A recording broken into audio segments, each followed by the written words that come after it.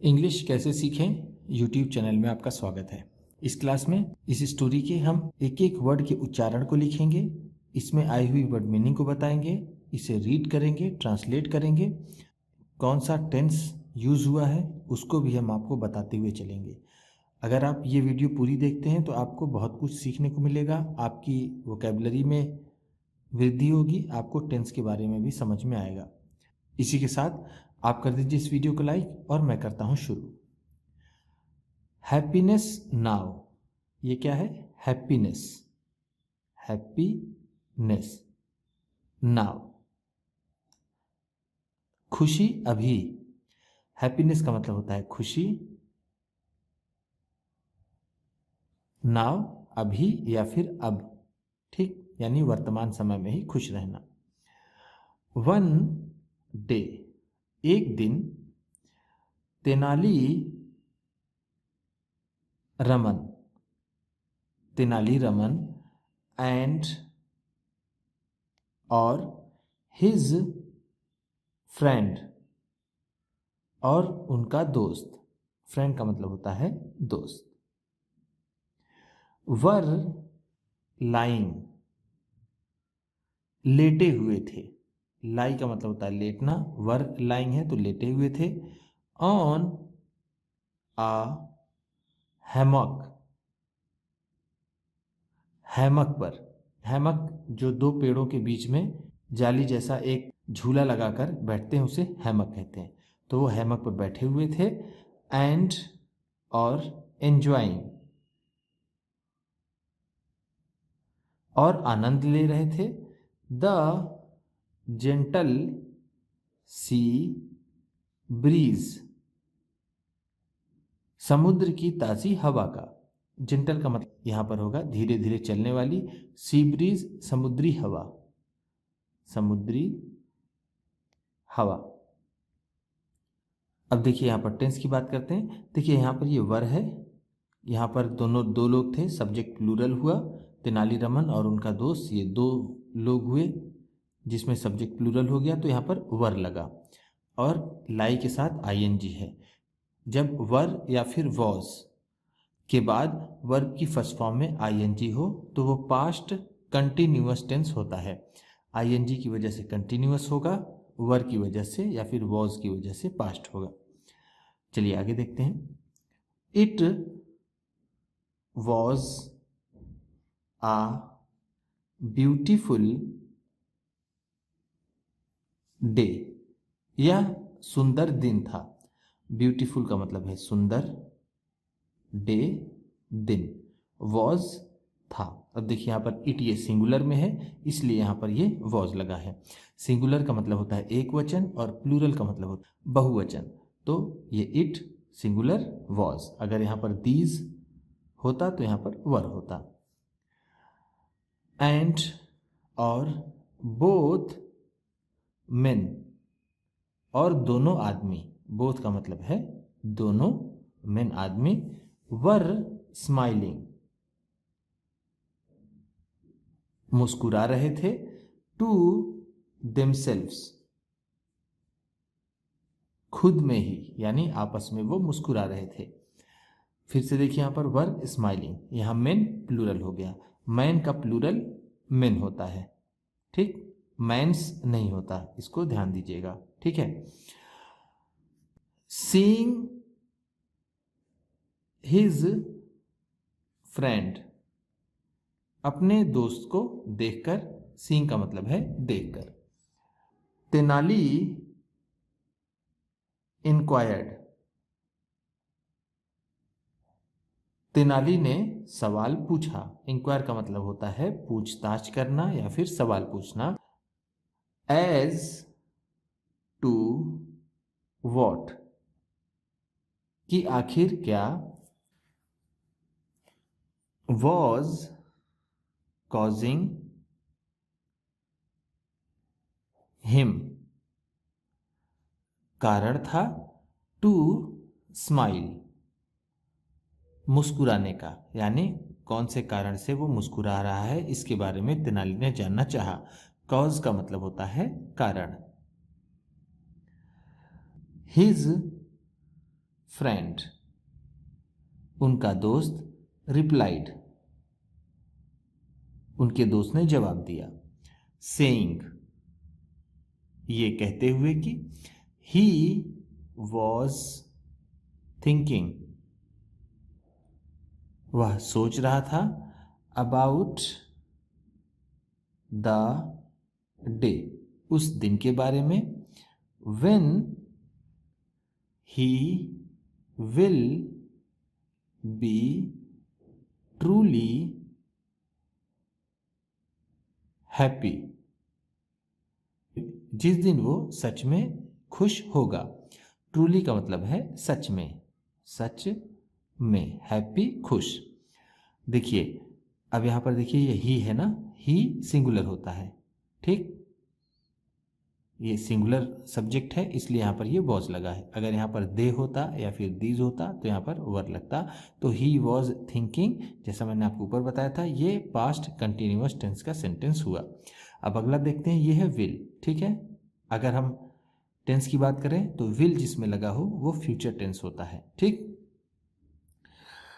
When is that, ऐसा कब होगा, यानी कब, तुम कब सच में खुश होगे। तेनाली रमन आस्क्ड, तेनाली रमन ने पूछा।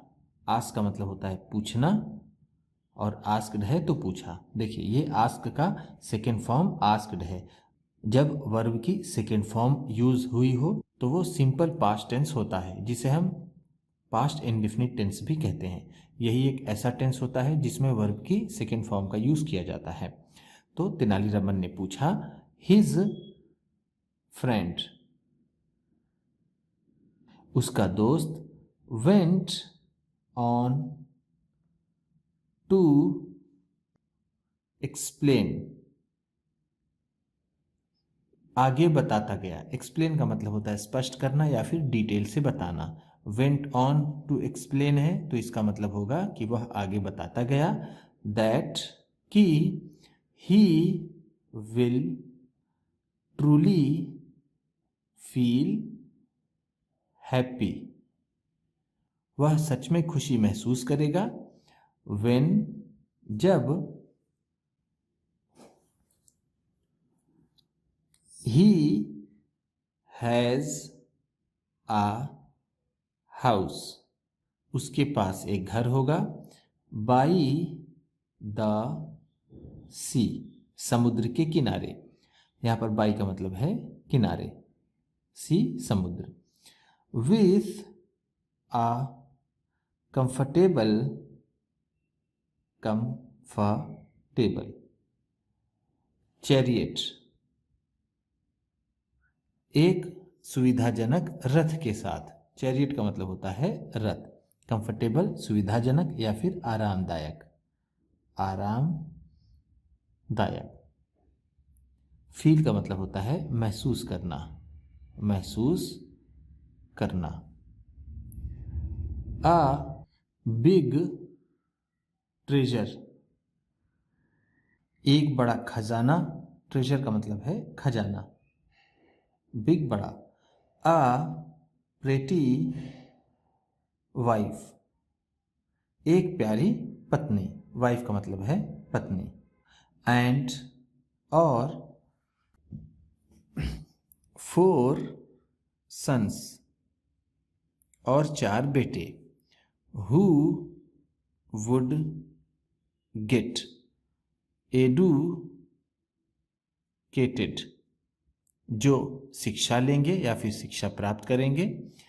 एंड और earn a lot of money, और ढेर सारा पैसा कमाएंगे। अर्न का मतलब होता है कमाना, अ लॉट ऑफ ढेर सारा, ढेर सारा, मनी पैसा। इंटरप्टिंग दिस मोनोलॉग, इस एक तरफा बात को रोकते हुए।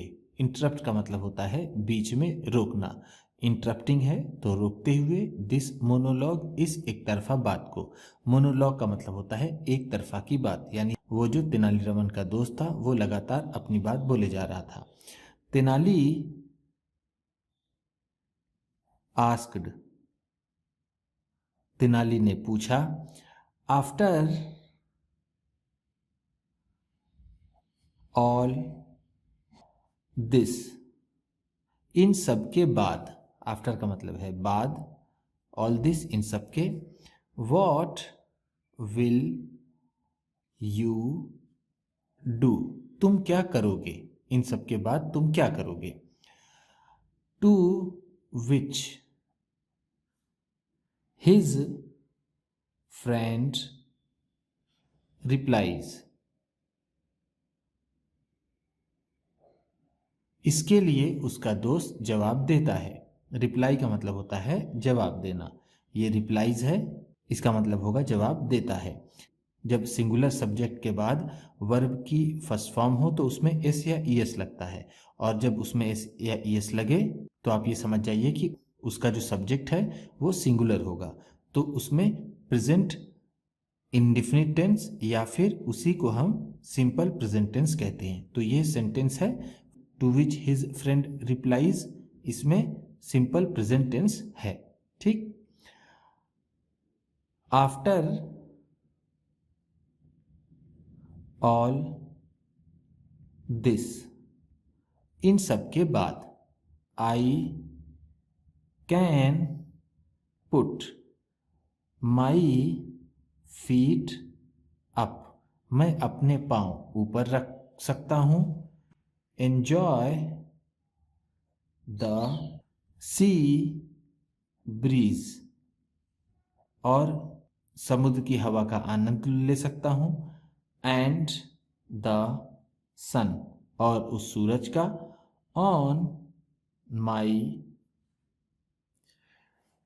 फेस, जो मेरे चेहरे पर है। अगर ये सब मैं कर लूं तो मैं समुद्री हवा का आनंद और चेहरे पर धूप लूं, ऐसा उसका दोस्त कहना चाहता था।